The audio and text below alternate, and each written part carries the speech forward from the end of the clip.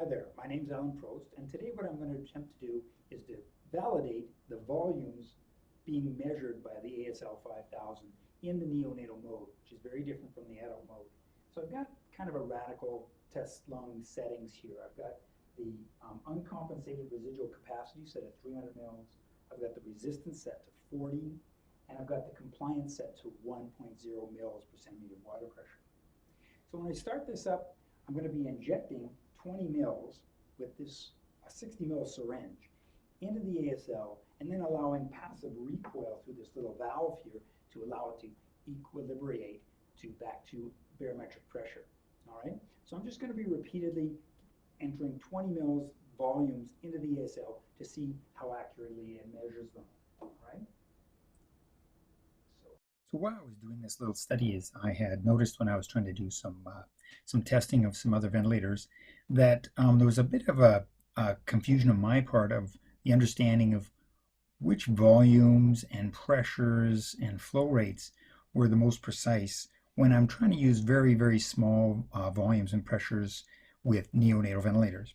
So in this case, what I did was I've injected 20 mils with my syringe, and you can see that in the multi-parameter graph that it's measuring that 20 mils pretty precisely. There's always a little bit of a leak in all ASLs, so that's why when you try to hold it in there for a little while, you do get a little bit of leaking out of some of the pressure and volume.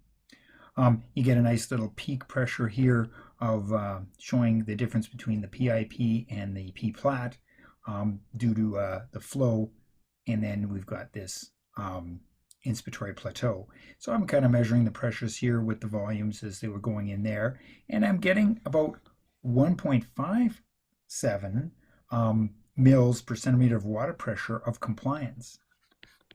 And that's different than what I had set, because I have set on my test lung, I've actually, I can show you that in just a second here, I've actually got set as a passive setting 1 mil per centimeter of water pressure.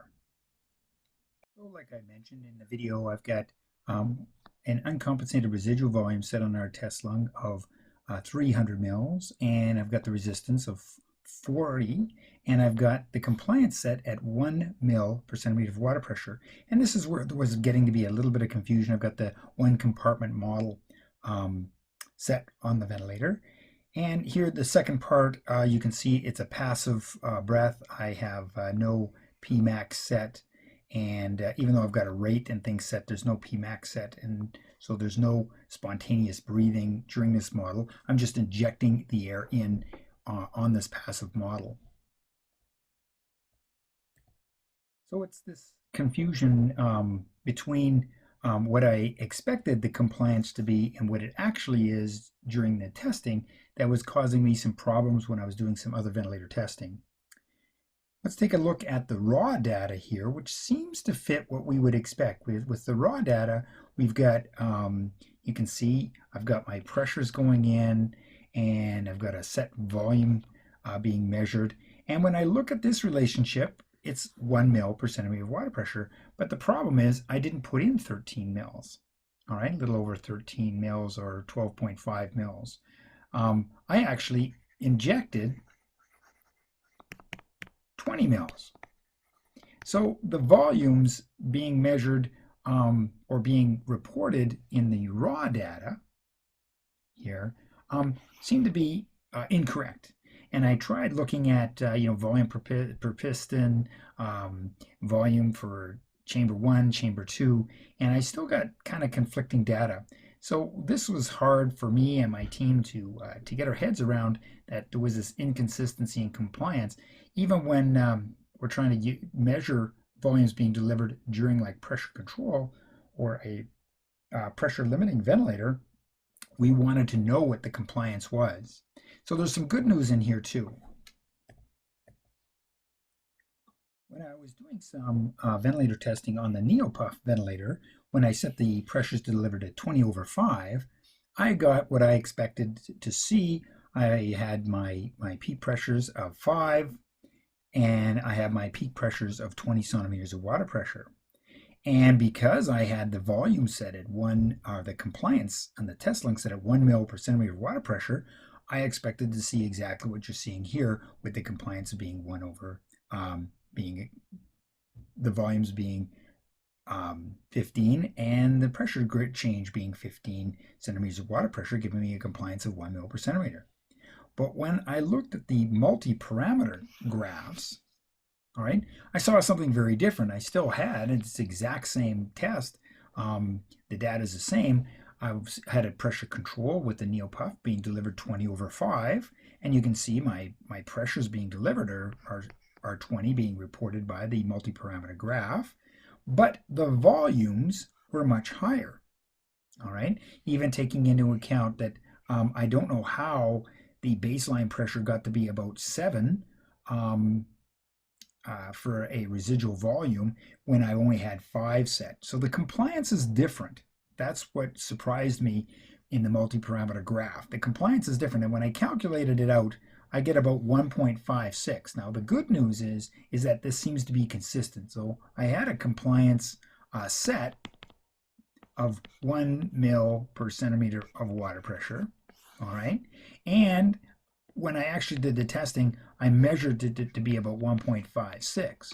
And this is consistent with several different tests that I did. So it seems like when you set the compliance at 1 in your multi-parameter graph, you have to assume or calculate the compliance again, and it's going to be about 50% higher than what you had set. All right?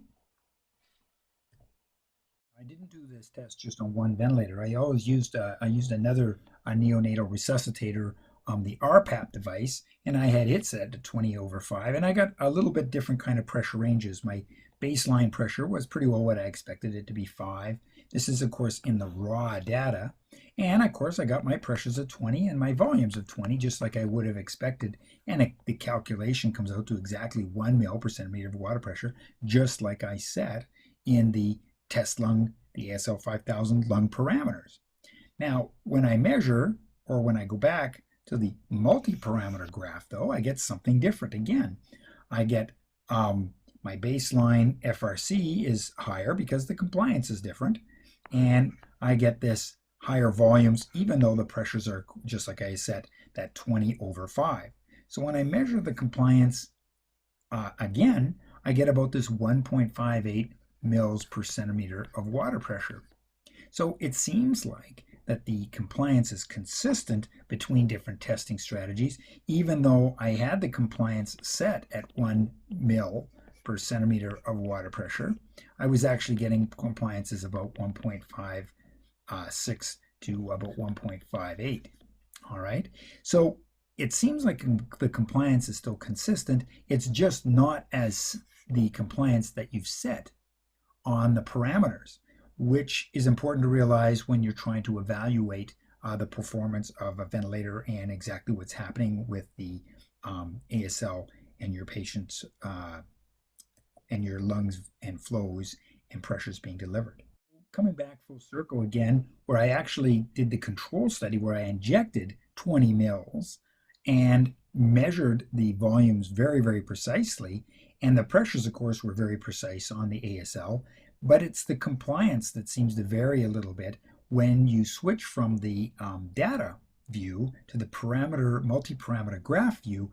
It's doing some corrections, and as when I talked to the Ingmar medical people, the engineers there, they were suggesting that that's because they've built in a factor to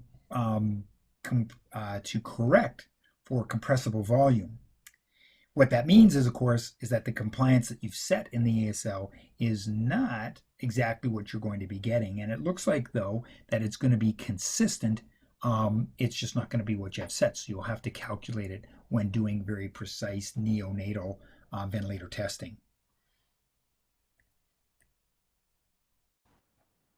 So the ASL 5000 is a very precise and a very valuable tool for helping us understand ventilator-patient interactions.